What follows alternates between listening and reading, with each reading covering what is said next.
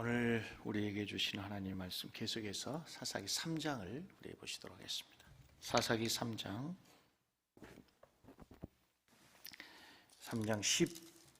12절에서 30절 말씀까지. 찾으셨으면 우리 함께 합독하시도록 하십시다. 이스라엘 자손이 또 여호와의 목전에 악을 행하니라. 이스라엘 자손이 여호와의 목전에 악을 행함으로 여호와께서 모압 왕 에글론을 강성하게 하사 그들을 데려가게 하시니 에글론이 암몬과 아말렉 자손들을 모아 가지고 와서 이스라엘을 쳐서 종려나무 성읍을 점령한지라. 이 이스라엘 자손이 모압 왕 에글론을 18회 동안 섬기니라. 이스라엘 자손이 여호와께 부르짖으며 여호와께서 그들을 위하여 한 구원자를 세우셨으니 그는 곧 베냐민 사람 게라의 아들 왼손잡이 에웃이라. 이스라엘 자손이 그를 통하여 모압 왕 에글론에게 공물을 바칠 때에 에웃이 길이가 한 규빗 되는 좌우의 날선 칼을 가지고 그의 오른쪽 허벅지 옷 속에 차고 공물을 모압 왕 에글론에게 바쳤는데 에글론은 매우 비둔한 자였더라. 에웃이 공물 바치기를 마친 후에 공물을 메고 온 자들을 보내고 자기는 길갈 근처 돌 뜨는 곳에서부터 돌아와서 이르되 왕이 내가 은밀한 일을 왕에게 하래요. 왕이 명령하여 조용히 하라 하매 모시어 선자들이 다 물러간자. 에웃이 그에게로 들어가니 왕은 서늘한 다락방에 홀로 앉아 있는 중이라. 에웃이 이르되 내가 하나님의 명령을 받들어 왕에게 아랠 일이 있나이다 하매 왕이 그의 좌석에서 일어나 에웃이 왼손을 뻗쳐 그의 오른쪽 허벅지 위에서 칼을 빼어 왕의 몸을 찌르매 칼자루도 나를 따라 들어가서 그 끝이 등 뒤까지 나가고 그가 그 칼을 그의 몸에서 빼내지 아니하였으며 기름이 칼날에 엉겼더라. 에웃이 현관에 나와서 다락문들을 뒤에서 닫아 잠그니라. 에웃이 나간 후에 왕의 신하들이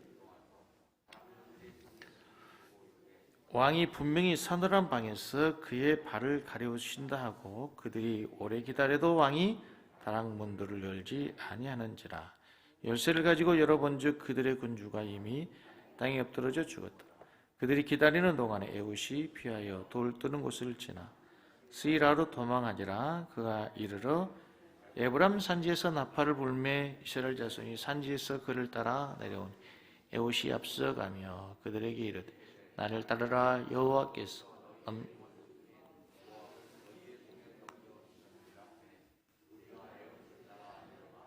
모압 맞은편 요단강 나루를 장악하여 한 사람도 건너지 못하게 하였고 그때 모압 사람 약 10,000명을 죽였으니 모두 장사요 모두 용사라 한 사람도 도망하지 못하였다. 그날에 모압이 이스라엘 수하에 굴복하며 그 땅이 80년 동안 평온하였더라. 아멘. 할렐루야. 여러분 잘 오셨습니다. 오늘도 은혜 받고 가시기 바랍니다. 우리 정은우 할아버지 인사하겠습니다. 잘 오셨습니다. 은혜 많이 받고 가시기 바랍니다.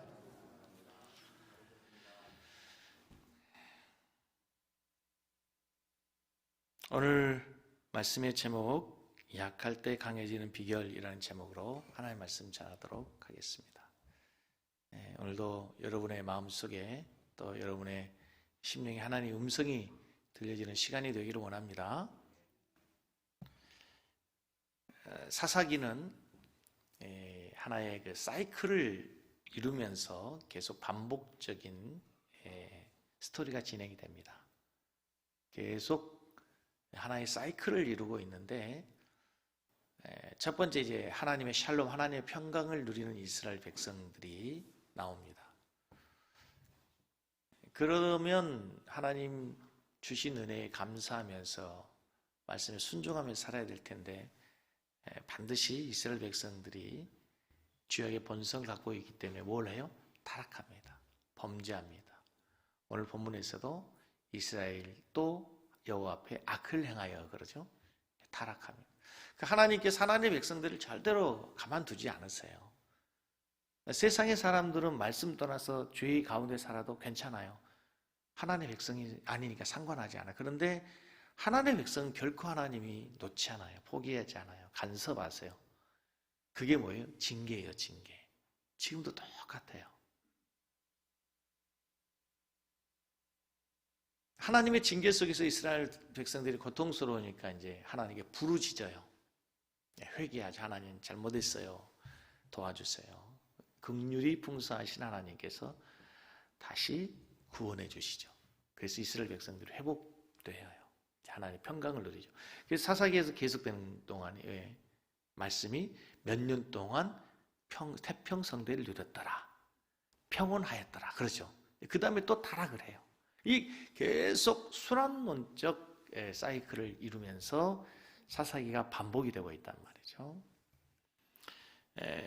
오늘 본문도 이렇게 시작을 해요. 12절을 보겠습니다. 12절 같이 읽습니다.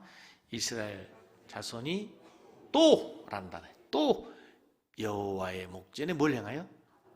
지난주 보았던 말씀 생각나죠? 3장 6절이었나요? 3장 7절이었어요. 이스라엘 자손이 여호와의 목전에 악을 향하여 그랬잖아요. 근데 오늘 또 악을 향하여. 다음에 나올까요? 안 나올까요? 또 이 말씀이 또 나와요. 계속해서 악을 향하였다는 타락을 해요. 그래서 지난주 하나님의 말씀을 버리고 악을 행하는 그들이 바알을 숭배하고 아세라를 숭배한 이유가 뭐라 그랬어요? 풍요와 쾌락의 신을 섬긴 이유가 더 풍요롭고 더 행복하기 위해서 하나님을 버렸는데 오히려 뭐가 왔어요? 두 배나 악한 왕 메소포타미아 왕 구산 리사다임 그랬죠. 리사다임이 뭐라고요? 두 배나 악한 더블로 악한 구산 왕 두 배나 더 흉악한 왕에게 그들이 압제를 당하게 됐어요. 그때 이스라엘 백성들이 다시 하나님 앞에 잘못했습니다. 하나님 용서해 주세요. 그래서 40년 동안 태평성대를 누렸더라 그랬죠. 이제 지금 이스라엘 백성들이 또 하나님 앞에 악을 행하고 범죄했어요. 그래서 이번에는 하나님께서 이스라엘 백성들을 징계하기 위해서 하나님 회초리를 내렸는데 누구를 들어 회초리로 이스라엘 백성들을 징계하세요? 모압 왕 에글론을 불러오세요. 근데 이 모압 족속은 성경에서 어디부터 시작하냐면 아브라함의 조카 누구? 롯이죠. 롯이 그의 자녀들, 그의 딸들과의 관계에서 태어난 후손이 모압 족속이고 암몬 족속이에요. 그러니까 부정한 하나님이 굉장히 싫어하는 족속이에요. 성경에 이제 여러분들이 계속해서 사사기 이후에 이스라엘의 역사를 이렇게 기록한 사무엘서, 열왕기서 그리고 선지서들을 보면은 이스라엘 백성들이 가장 괴롭히고 가시 같은 존재가 뭐예요? 모압과 암몬이 등장하거든. 오늘도 이제 이 모압 왕 에글론이 혼자 이스라엘 백성들을 공격하는 것이 아니라 연합군을 만들어요. 암몬과 아말렉 족속까지. 그러니까 이스라엘 백성들에게서는 도저히 당해낼 재간이 없죠. 모압과 암몬, 아말렉이 이스라엘 백성들을 연합해서 공격 와서 종려나무 성읍을 점령했다 그러잖아요.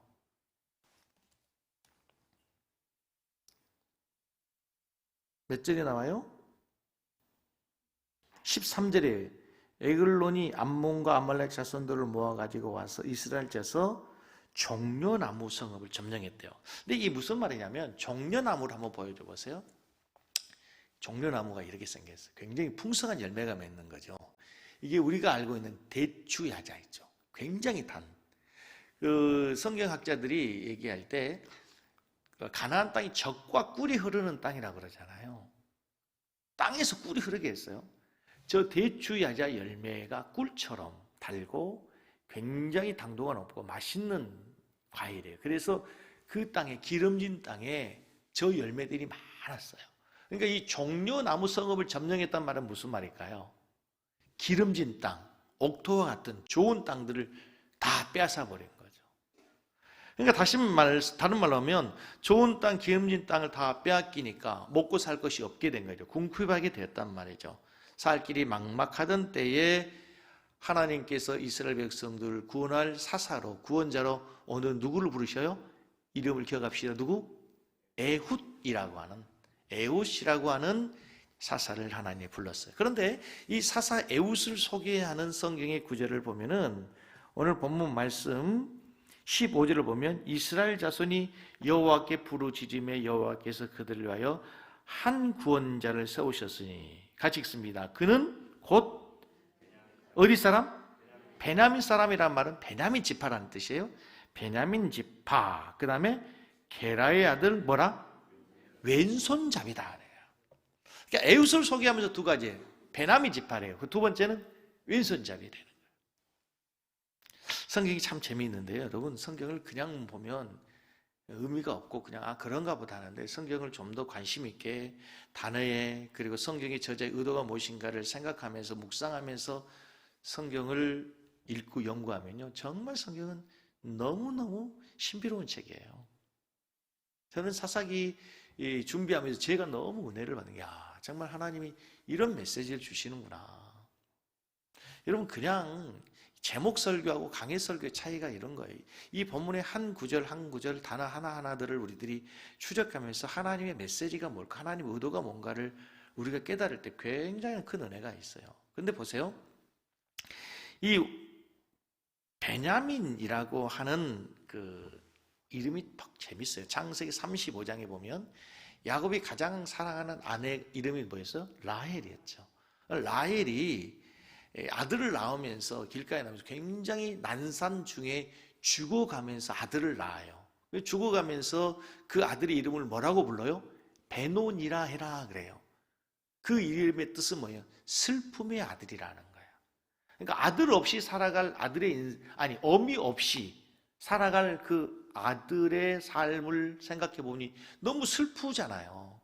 그리고 앞으로 그의 인생이 슬픔의 길, 고난의 길을 걸을 것 같아서 그의 이름을 뭐라고 해라? 베논이라 해라 했어요. 그런데 그의 아버지가 누구예요? 야곱은 영적 사람이잖아요. 영안이 있는 사람이에요. 믿음의 사람이란 말이에요. 그래서 믿음으로 그 이름을 바꿔요. 뭐라고 해라?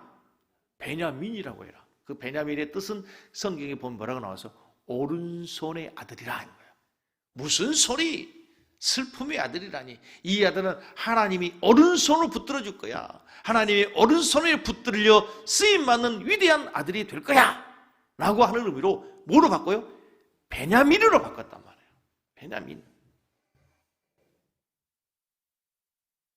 하나님이 도우신다, 하나님의 오른손이다 라는 뜻이에요. 그런데 성경의 기자가 성경에 보면 누구누구의 아들이라고 해도 되는데 그의 지파를 썼어요. 지파가 무슨 지파? 베냐민 지파. 베냐민 지파의 뜻이 뭐예요? 오른손의 아들이란 말이에요. 그런데 그 에웃이 뭐였다고요? 왼손잡이였다. 어떤 의도가 있는 것 같죠? 대조시켜가지고 그런 오른손의 아들인데, 오른손을 쓰는 오른손에 붙들려 사는 오른손의 아들인데 뭐라고요? 왼손을 쓰고 있는 왼손잡이라 이 말이에요. 성경의 기자가 그 다음에 나오는 삼갈이라고 하는 사사의 이야기는 한 줄로 끝내버려요. 그런데 에웃이라고 하는 사람은 십몇 절 되게 길게 그의 스토리를, 그의 사역을 기록하고 있는 이유가 있어요. 그의 스토리를 통해서, 그의 삶을 통해서 우리에게 전하고자 하는 메시지가 있단 말이에요. 그냥 삼갈을 하면 될 텐데 베냐민의 지파의 왼손잡이 에웃이라고 하는 중요한 이유는 거기서 뭔가를 우리에게 말씀하고 있어요. 오른손의 지파의 아들이 하나 낳았는데 왼손잡이가 됐다는 거예요. 오른손은 축복을 상징해. 그렇죠. 하나님께서 내가 너희를 의의 왼손으로 붙들리라 그럽니까? 의의 오른손으로 붙들리라 그러죠. 마태복음 25장에서 하나님께서 마지막 심판하면서 하나님께 칭찬받는 종은 양들은 어디에? 오른쪽에. 하나님께 책망받는 염소는 어디로? 왼쪽으로. 그래서 늘 성경에서 오른쪽은 옳은 곳, 바른 곳, 좋은 곳, 의의 곳, 축복의 자리. 왼손은 하나님께 버림받는 장을. 우리나라도 옛날에는 부모님들이 왼손으로 밥 먹으면 왼손을 굉장히 꼭 오른손으로 밥 먹게 하고 그러시잖아요. 근데 지금은 왼손이 장애입니까? 왼손이 크게 흠이 됩니까? 전혀 문제가 되지 않아요. 여러분 자녀들이 왼손으로 손자들이 왼손으로 밥 먹으면 왼손으로 밥 먹게 놔두세요. 그 아이는 왼손이 더 이렇게 잘 발달한 왼손잡이가 될 수 있어요. 우리나라 프로야구 선수 중에 제일 뛰어난 활약을 하는 선수가 유현진 선수잖아요. 그 선수 연봉이 1년에 한 250억 되니까 대단하죠. 그런데 왼손 두세요. 왼손 두 사람 말이에요. 한국 농구의 아주 역사에 길이 남을 농구의 황제 누구죠? 허재 선수도 왼손잡이에요. 뭐 왼손잡이로 이렇게 뭐 훌륭한 선수들이 너무너무 많잖아요. 예. 그런데 당시에는 그렇지 않고 특별히 이 오른손의 아들, 오른손의 지파에서 왼손잡이가 나갔다는 거예요. 그런데 원래 번역 성경을 보면 이 본문은 이렇게 바뀌어져야 돼요. 히브리 원어를 번역하면 오른손에 장애가 있는 이렇게 돼야 돼요. 원래 본문을 보면은 오른손이 묶인 사람, 오른손에 장애가 있는 사람 이거예요. 그런데 후자에 번역하면서 우리 한글 성경, 쉬운 성경에서는 오른손이 묶여 있는 사람이니까, 오른손에 장애가 있는 사람이니까 뭐라고 써보여요? 왼손잡이 이렇게 썼단 말이에요. 오른손을 쓸 수 없으니까. 그러나 원래의 원어의 뜻은 오른손을 쓸 수 없는 사람, 오른손이 묶여 있는 사람이라고 말이죠. 그 당시에 이 장애인으로 살아간다는 것은 굉장히 지금도 어려운 세상이지만 그때는 더 어려웠어요. 특별히 당시 장애인은 노예로 팔려갈 수 없어요. 노예로 잡아가지도 않아요. 하나님의 성전에서 하나님의 일을 위해서 쓰임 받는데도 쓰임 받을 수가 없었어요. 그래서 가장 치욕스러운 조공을 바치는 일에, 수치스럽잖아요. 남의 나라의 임금에게 조공을 바치는 일에 쓰임 받는 치욕스러운 일을 맡게 된 사람이 장애인이었어요. 이 분명한 장애 때문에 이 에훗도 조공을 바친 데 쓰임을 받았어요. 그런데 재미있는 것은요, 에글론 왕을 17절에 이렇게 표현해요. 17절에 보세요. 17절에 공물을 모압 왕 에글론에게 바쳤는데, 에글론을 표현하면서 에글론은 뭐 하는 사람이었다? 매우 비둔한 사람이었다. 원래 에글론이라고 하는 말의 뜻이 뭐냐면 암소라는 뜻이에요. 뭐라고요? 암소라는 뜻이에요. 근데 그의 모습이 비둔한 자였다는 거예요. 뚱뚱했다는 거예요. 근데 성경에서는 그의 모습을 뭐 키가 컸다 뭐 이렇게 할 때 그냥 키가 컸다는 얘기로 얘기하려고 하는 게 아니고, 굉장히 골리앗이 키가 컸다는 것을 얘기할 때는 그가 굉장히 위협적인 사람이었다는 걸 얘기하려고 하고, 여러분 생각나시죠? 그 엘리 제사장이 눈이 흐렸다 그러잖아요. 눈이 흐렸다는 말은 그의 단순히 육신적인 눈이 흐렸다는 얘기가 아니라 영적인 영안이 얻었다는 걸 얘기하려고 하잖아요. 그렇죠? 영적인 영안이 흐렸다는 것을 얘기하기 위해서 그의 육신의 눈이 흐렸다는 것을 가지고 은유적으로 표현한 거거든. 오늘 이 말씀도 에글론을 향해서 굳이 뭐였던 사람이다? 비둔한 사람이었다는 얘기는 뭐예요? 욕심이 많은 사람이다, 탐욕적인 사람이다, 무력이 많은 사람이다, 누군가에게 뭔가를 베풀고 자선을 베푸는 사람이 아니라, 이타적인 사람이 아니라, 다른 사람을 위한 사람이 아니라 이기적인 욕심쟁이다 라고 하는 것을 말하기 위한 지금 표현으로 보여야 돼요. 해석을 해야 돼요. 비둔한 자, 탐욕스러운 자 에글론에서 이스라엘 백성들을 하나님이 구원하기 위해서 사용한 사람이 뭐예요? 한 손의 장애를 갖고 있는 에훗이었다는 거예요. 오른손의 지파에서 왼손잡이 에훗을 하나님께서 들어 사용해서 그 시대의 사람들에게 말씀하시는 메시지가 있는 거예요. 보아라! 세상의 눈으로, 사람의 눈으로는 쓸모없고 하찮고 관심 주지 않지만 하나님은 이런 사람을 들어서 하나님의 역사를 이루실 수 있다. 할렐루야.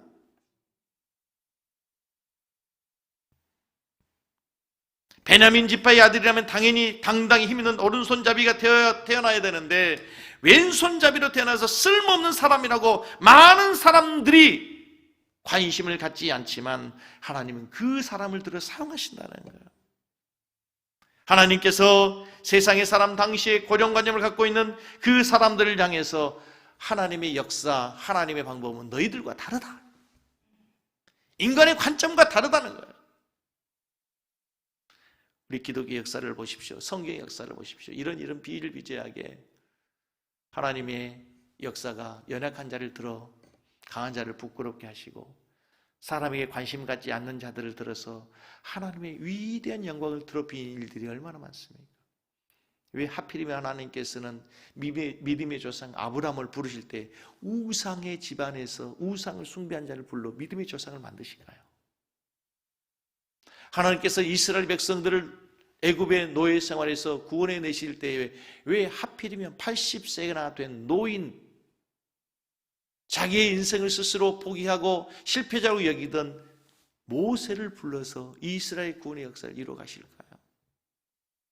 이스라엘의 가장 위대한 임금, 하나님 마음에 합한한 성군으로 하나님께서는 다윗을 부르시는데 다윗은 부모에게도 인정받지 못했어요. 형제들에게도 인정받지 못했단 말이에요. 그런 사람을 들어 하나님이 이스라엘의 가장 위대한 왕 다윗을 세우시고 다윗의 후손으로 예수님이 오시게 하는 거예요. 예수님께서 이 땅에 오셔서 제자들을 부르실 때 어디 학식이 있었습니까? 가문이 변변치 않은 가문이 대단했습니까? 그들의 삶은 누구도 관심을 갖지 않는 갈릴리 촌부들이었어요. 어부들이었어요. 촌놈들이었단 말이죠. 배운 것도 없었어요. 가지고 있는 권세나 능력도 별로 없었어요. 그럼에도 불구하고 하나님이 그들을 들어 사용하신 이유가 뭡니까? 하나님이 이런 연약한 자를 통해서 하나님의 능력을 보이기를 원하시는 거예요. 이 일은 너희들이 하는 것이 아니라 인간들이 하는 것이 아니라 나 여호와 하나님이 행하신 일이다. 할렐루야. 당신은 하나님의 왕권을 인정하지 않고 각자의 속견에 오르는 대로 살던 시대였어요. 저마다 제 잘난 맛에 산단 말이죠. 세상적으로 잘나고 똑똑한 사람, 용맹하고 건강한 사람들이 자신을 뽐내고 있을 때 하나님께서는 그 시대의 사람을 향해서 그 시대를 향해서 메시지를 던지는 거예요. 메시지를 주시는 거예요. 너희들이 잘나면 얼마나 잘났느냐. 너희들의 지혜로 너희들의 능력을 사는 것이 아니다. 하나님께서 약한 자를 들어 강한 자를 부끄럽게 하신다. 하나님은 없는 자를 택하여 있는 자를 패하게 하시는 분이시다. 하나님은 낮은 자를 통하여 높은 자도 부끄럽게 하시는 분이시다. 당시의 사사시대를 향하여 주시는 메시지일 뿐만이 아니라 우리 시대에 지금 우리에게 주신 메시지예요.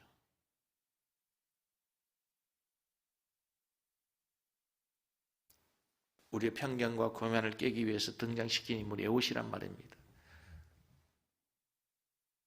한 성경학자가 에웃을 연구하다가 에웃의 인생을 이렇게 짤막하게 정리했습니다. 오른손을 쓰지 못하던 에훗, 오른손을 쓰지 못하던 에훗, 그는 자신의 단점 때문에 하나님을 의지하고 살았다. 그랬더니 주님의 오른손이 에훗의 오른손이 되었다. 하나님이 친히 에훗의 오른손이 되어주셨다. 얼마나 위대한 말입니까? 오른손을 쓰지 못한 에훗, 그가 자신의 단점 때문에 하나님을 의지하며 살았대요. 그랬더니 하나님의 능하신 오른손이 에훗의 오른손이 되어주시고, 아니 하나님이 에훗의 오른손이 되어주신다. 아멘? 여러분의 연약함, 그것이 하나님의 은혜 아래에 붙들려질 때 그 연약함이 주님의 능력으로 채워질 줄로 믿습니다.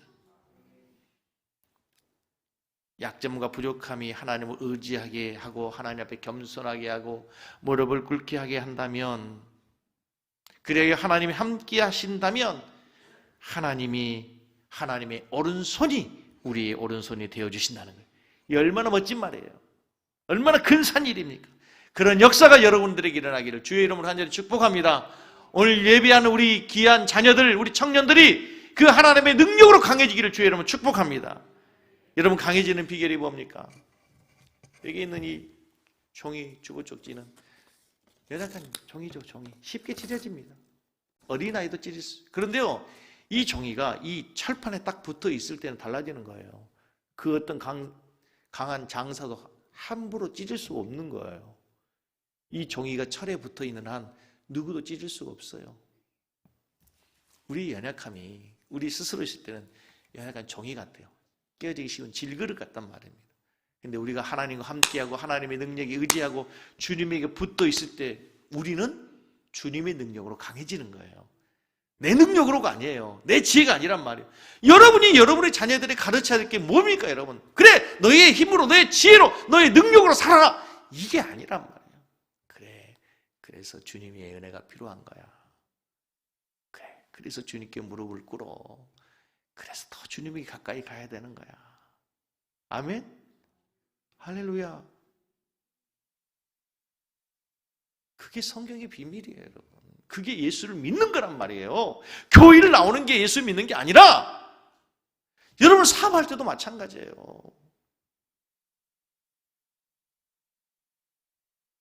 열심히 여기저기 뛰어다니면서 사업체 만나는 것도 중요하지만 주님의 지혜로, 주님의 능력으로, 주님의 마음으로 무장하고 가시기 바랍니다. 언제 아멘 하실 거예요? 이럴 때 아멘 하셔야지. 아멘? 그걸 경험해야 돼요.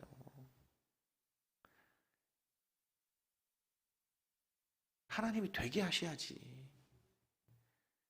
내가 이루는 것이 아니라, 내가 하는 것이 아니라 되게 하는 거예요.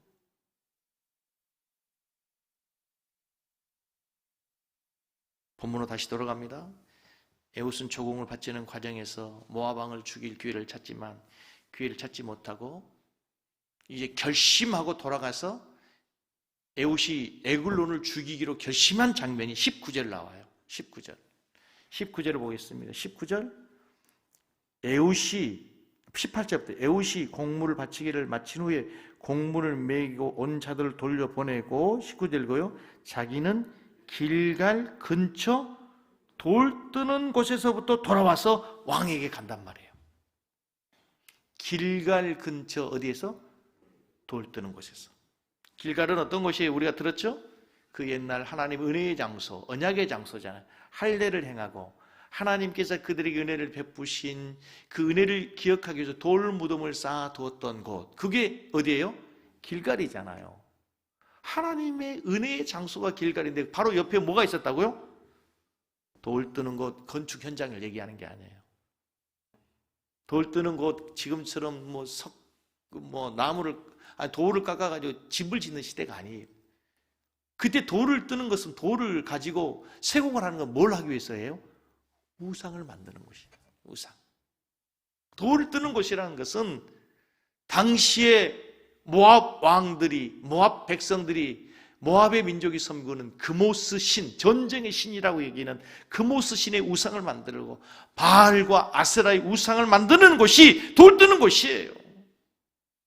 그곳을 지날 때마다 에웃은 분노, 의문이 일어난 거야. 하나님의 은혜의 장소, 하나님 앞에 할례를 행하고 하나님의 언약을 맺었던 그 길갈에서 우상에게 절을 하고 우상을 섬기기 위한 돌을 세공하는 그 모습을 보면서 어찌되어 하나님께서 이렇게 전락했는고, 어찌다 우리가 이 꼴이 됐단 말인가 하면서 이제 그가 결심하고 에웃이 에글론을 만나러 가는 거예요. 에글론 앞에 선 에웃이 얘기합니다. 은밀한 정보를 드리겠습니다 했더니, 여러분 상상해 보십시오. 이 에웃이 에글론 왕을 만나러 가는 과정이 쉽겠습니까? 어렵겠습니까? 어렵죠. 그런데도 불구하고 쉽게 통과할 수 있었던 이유는 한 손을 쓰지 못해. 그러니까 이 경비병들도 아유 저게 뭘 왕에게 해야 할 수 있겠어? 그냥 쉽게 보냈을 거예요. 그런데 에웃이 자기의 오른쪽 팔에 비장의 무기를 감추고 쉽게 들어가요. 그러고 나서 은밀한 일을 얘기하겠습니다 했더니 탐욕스러운 비둔한 에글론은 뭘 생각했을까요?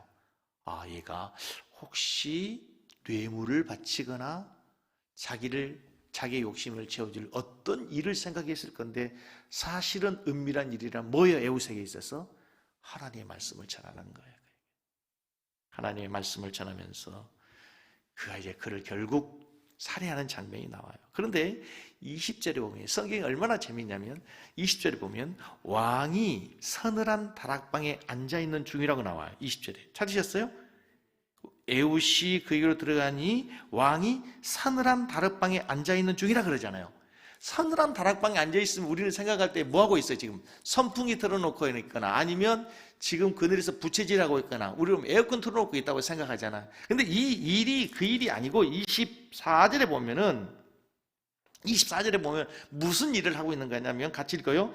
에훗이 나간 후에 왕의 신하들이 들어와서 다락 문들이 잠겼음을 보고 이르되 왕이 분명히 서늘한 방에서 그의 발을 가리우신다. 그의 발 앞에 뭐라고 써졌어요?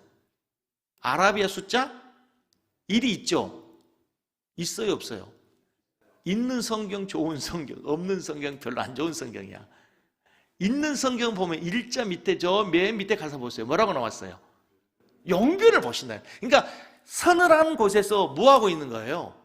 용변을 보고 있었어요. 그러니까 우리로 가면 요강 같은 곳을 갖다 놓고, 그때 당시에 지금처럼 수세식 변소가 있는 게 아니잖아요. 그러니까 요강 같은 걸 갖다 놓고 볼일을 보고 있을 때 에훗이 들어간 거예요. 그리고 나서 그를 칼로 죽이게 된 거예요.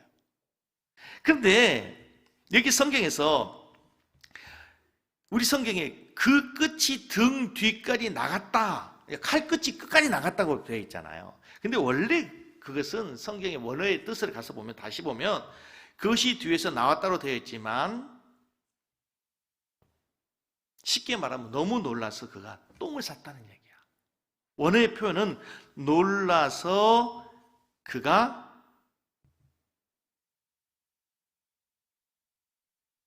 그 끝이 등 뒤까지 나갔다고 되어 있지만 그것이 뒤에서 나왔다 이렇게 되어 있어요. 그 끝이 나왔다는 것은 다시 의역이 된 거고, 원래의 뜻은 그것이 뒤에서 나왔다예요. 그것이 뒤에서 나왔다. 근데 그것을 그 끝이 나왔다로 의역을 해버린 거예요. 그것이 뒤에서 나왔다는 얘기가 뭐예요? 응하했다는 얘기죠. 그러니까 얼마나 이 성경이 은유적으로 왕이 똥 싸다가 죽은 거예요. 너무 놀라서 똥을 싸다 죽은 거예요. 그러나 모압에게는 치욕적이지만 이스라엘 백성들에게는 굉장히 통쾌한 일이잖아요. 왼손잡이로 등장한 이스라엘 백성들은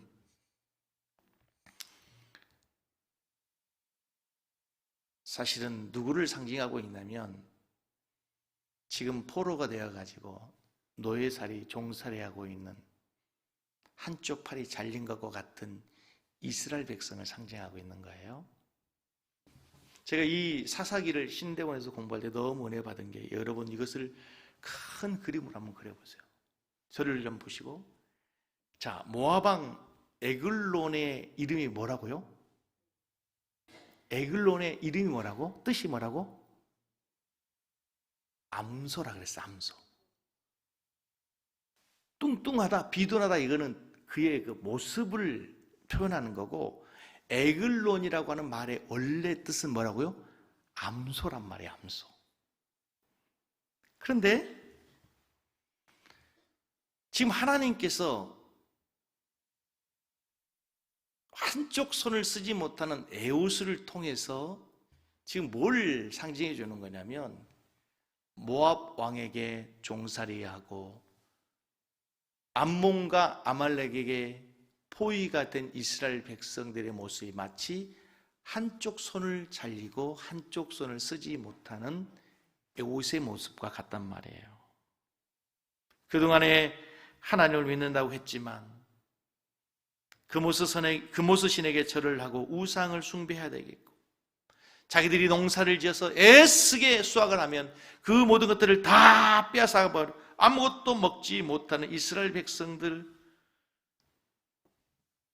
그들은 아무것도 할 수 없는 자들이었어요.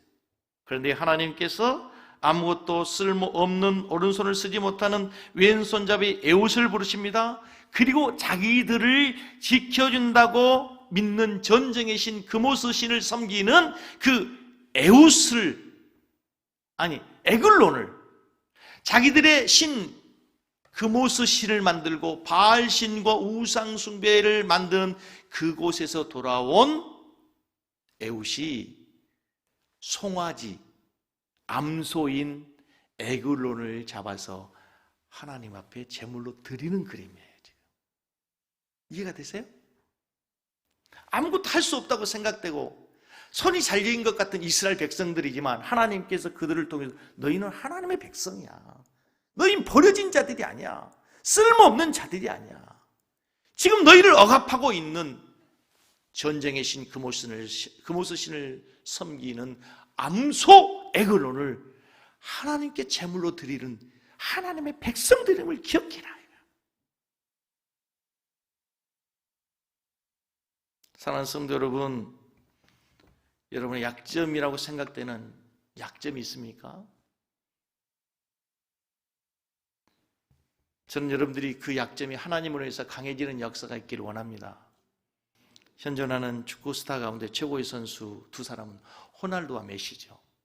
우리 한국에서는 손흥민이지만 세계적으로 볼 때는 호날두와 메시가 세계 최고의 선수예요. 그런데 호날두는 외모도 너무 잘생겼지만 메시는 굉장히 왜소합니다. 유럽의 선수치고는 최단신입니다. 그런데 메시의 그 스토리를 보니까 어릴 때 키가 자라지 않는 병을 알았대요. 그는 어떻게 보면 장애를 갖고 있는 것 같아요. 그럼에도 불구하고 유럽 선수 가운데 최단신임에도 불구하고 피나는 노력을 통해서 그가 그 자리에 올라가요. 그의 노력으로 그의 약점을 디딤돌 삼아서 올라서는 기회를 만든단 말이에요. 그럼 그의 힘으로, 그의 노력으로, 그의 삶의 디딤돌을 만들었지만 우리는 하나님의 능력으로, 주님의 은혜로, 다시 한번 하나님의 복음의 능력으로 무장되어 하나님과 함께 승리하는 여러분 되기를 주의 이름으로 간절히 축복합니다. 사랑하는 성도 여러분, 여러분의 약점이 무엇입니까? 그것 때문에 하나님께서 절대로 여러분을 버리지 않는다는 사실을 믿으시기를 바랍니다. 그것 때문에 우리가 절망하거나 낙심하고 좌절할 일이 아닙니다. 혹시 우리들 가운데 에웃처럼 신체적인 약점이 있으신 분 계세요? 아니면 정신적인 약점을 갖고 계십니까? 아니면 영적 약점을 가지고 계세요? 아니면 여러분의 환경이, 여러분의 부모가, 여러분의 백그라운드가 내가 볼 때 다른 친구에 비해서 나는 이것이 에웃의 오르손과 같아, 나는 이것이 약점이라고 생각하는 성도 계세요? 여러분 그것에 갇혀 살지 않기를 바랍니다. 갇혀 살지 않기를 바랍니다. 그 약점 때문에 여러분이 더 주님을 의지하고 더 주님에게 가까이 가고 더 하나님에게 은혜를 구하는 여러분 되기를 주의 이름으로 축복합니다. 사랑하는 성도 여러분, 하나님 우리를 사랑하시고 하나님 우리에게 십자가의 은혜와 능력을 주셨습니다. 하나님이 능력을 우리에게 주셨어요. 그 능력을 어디에 쓰시겠습니까? 그 능력을 어디에 쓰시려고 여러분의 약점을 끌어안고 고민하고 낙심하고 좌절하고 불평하고 원망하며 우리가 그렇게 인생을 살아야 됩니까?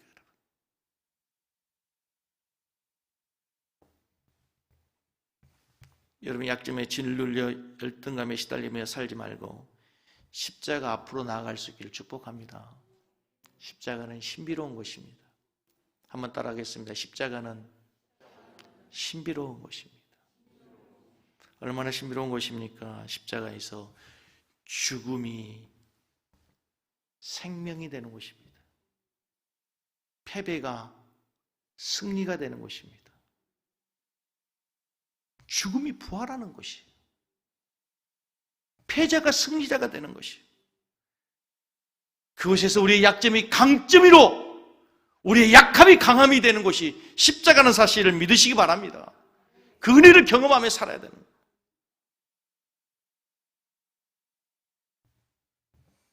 리버라는 유명한 신학자의 기도문 가운데 이런 기도의 내용이 나옵니다. 같이 읽겠습니다. 고칠 수 있는 것은 고칠 수 있는 용기를 주시고 내가 고칠 수 없는 것은 담대히 받아들일 수 있는 평온함을 내게 해주시고 내가 고칠 수 있는 것과 고칠 수 없는 것을 분별할 수 있는 지혜를 주십시오. 여러분 먼저 고칠 수 있는 것은 과감하게 고칠 수 있는 용기가 있기를 바랍니다. 고칠 수 있는 것, 버릴 수 있는 것, 끊을 수 있는 것 끊어버리세요. 그거 갖고 붙들고 있는다고 여러분 인생에 도움되지 않아요. 고칠 수 있는 것, 버릴 수 있는 것은 주님 고칠 수 있는 용기 주십시오. 그러나 여러분 고칠 수 없는 것은 받아들이세요. 약점은 약점으로 받아들이세요. 그리고 여러분 고칠 수 있는 것과 고칠 수 없는 것에 분별할 수 있는 지혜를 하나님께 구하셔서 고칠 수 없는 것은 받아들이라 숙명적으로 여기는 것이 아니라 그 연약함을 붙들고 주님 앞에 나가시기 바랍니다. 아멘. 그 연약함을 가지고 주님 앞에 나가는 여러분 되기를 바랍니다. 약점을 고쳐달라고 하나님 앞에 기도할 수 있습니다. 그러나 하나님, 내가 이 고칠 수 없는 이 약점이 주님의 은혜로 강해지기를 원하고, 이 약점 때문에 내가 더 주님 안으로 들어가게 하여 주십시오. 그 안에 들어가면 하나님의 은혜가 있음을 여러분이 발견하게 될 것입니다. 여러분, 저에게도 약점이 있습니다. 저는 어릴 때부터 참, 여러 번 말씀드리지만 아파가지고 학교를 다니지 못할 정도, 1년을 휴학할 정도였으니까 참 건강이 안 좋았어요. 피시피시. 병원에 가도 이유도 없고. 지금도 굉장히 모든 관절이 다 좀 좋지 않아요. 설교할 때 보면 그래서 잠깐 뭐 이렇게 하고 고개도 막 이렇게 하게 하는 게 이 관절이 되게 안 좋아서 그래요. 무릎도 안 좋고 허리도 안 좋고 뭐 목도 안 좋고 안 좋아요.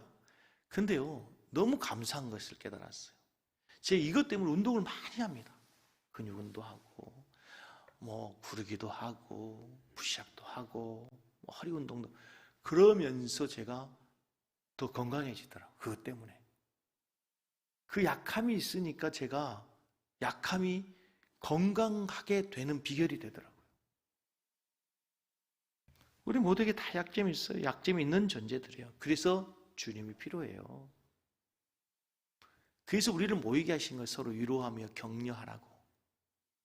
세상에서는 누군가 약점을 잡으면 그걸 약점을 밟고 약점을 물고 늘어지고 우리를 밟고 일어서죠. 그러나 우리는 약점 때문에 모여 서로를 위로하고 격려하는 공동체가 교회예요, 여러분. 누군가의 약점이 보이거든 기도해 주세요. 흉 보지 마시고. 나에게도 약점이 있고 우리 모두에게 약점이 있어. 그래서 우리는 하나님의 사랑이 필요한 거예요. 그래서 주님 없이는 살 수 없는 존재가 되는 거예요. 하나의 예화를 드리고 말씀을 맺을게요. 유명한 복음 전도자 D.L. 무디가 있었습니다. 집회를 마치고 이제 보찜을 싸는데 그 집회에서 은혜 받은 한 어린 아이가 무디에게 나왔어요. 선생님, 저도 선생님처럼 하나님의 사랑을 받고 싶어요. 하나님의 사랑을 깨닫고 싶어요. 무디가 얘기합니다. 하나님께서 너를 어떻게 쓰실지, 어떻게 사용하실지, 얼마나 사랑하시는지 성경을 읽어보렴. 선생님, 저는 글을 배우지 못했어요. 성경을 읽을 수가 없어요. 그래? 그러면 네가 가지고 있는 조그만 것이라도 하나님께 내려놓아 봐. 조그만 현금이라도 하나님께 드려볼 수 있으면 드려보렴. 저는 지금까지 용돈을 받아본 적이 없어요. 부모님이 너무 가난해서 용돈을 주신 적도 없어요. 그럼 내 몸을 하나님께 드려보렴. 내 몸을 하나님께 바쳐보렴. 선생님, 저는 보시다시피 장애가 많아요. 나는 병이 많아요. 이런 병든 몸도 하나님이 쓰실까요? 하나님이 사랑하실까요? 무디가 얘기합니다. 하나님이 그래서 너 때문에 이 땅에 오셨단다. 하나님이 너를 사랑하시고 너의 그 몸을 받기를 원하신단다. 아이 얼굴이 환하게 천사의 얼굴처럼 밝아져요. 무릎을 꿇고 눈물을 줄줄 흘리는데 무디의 전도팀들이 함께 그 아이 주변에 모여들었어요. 그리고 그 아이의 손을 얹고 축복하며 기도하기 시작했어요. 그때 그 아이가 중얼중얼 기도해요. 이렇게 기도합니다. 하나님, 내 모습 이대로 받아주세요. 하나님, 내 모습 이대로 받아주십시오. 병든 내 모습, 보잘것없는 이 모습 주님 받아주시기 바랍니다 하면서 기도하는 소리를 듣고 그 D.L. 무디와 함께 사역했던 찬양 사역자 생키가 곡을 붙여 만든 찬송가가 바로 찬송가 214장이에요. 우리 한번 같이 한번 찬양 한번 해볼게요. 나 죄의 도움 받고자.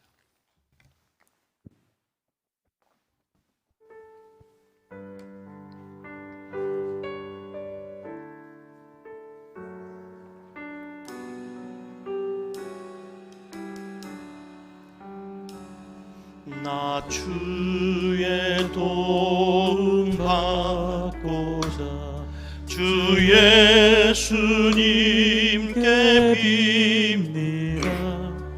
그 언어라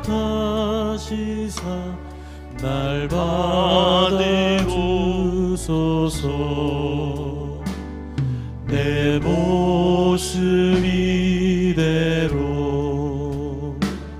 주 받으옵소서.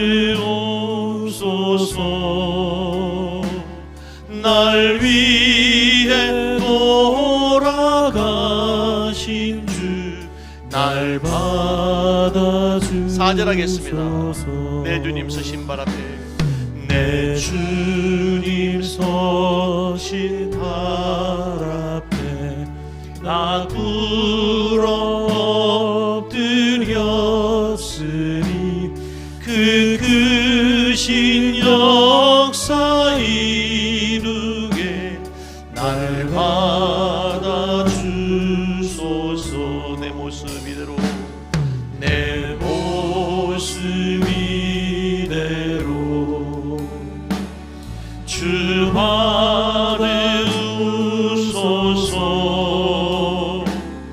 날 위해 돌아가신 주 날 받아주소서. 우리 다시 한번 찬양하겠습니다. 나의 주원복, 나 주의 도. 이 찬양하면서 예물을 하나님께 드리겠습니다. 주 예수